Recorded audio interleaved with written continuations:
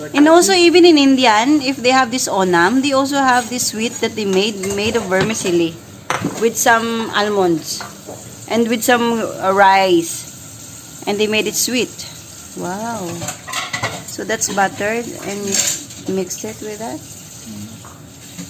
You put honey or you put sugar. Yeah. I also don't want too much sweet. I don't like too much sweet. Really. That's why from market it's too much sweet. Just normal sweet that yeah. To make the combination this little bit. And what's that? Honey? What's no sweet sugar. That's non-sweet sugar? It looks like But it's light one. It's not the a syrup. zero. Now next.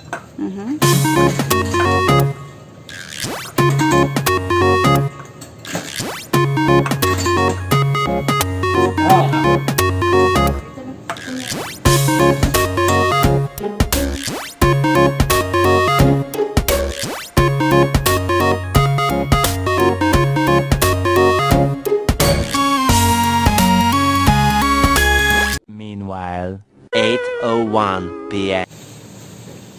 Hi guys, and welcome back to my channel. So today we are going to experience how they cook the what's that?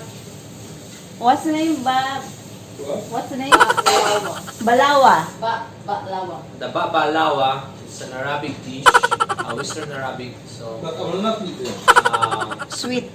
And enjoy the rest of the video. So stay tuned guys until the end of this video.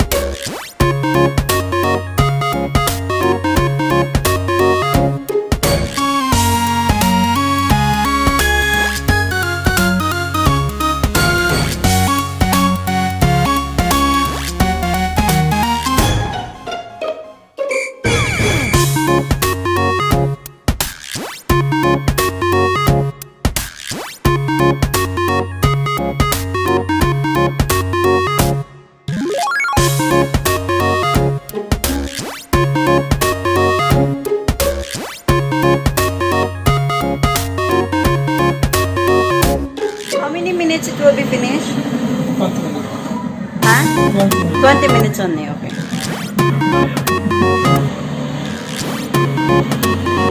Yeah.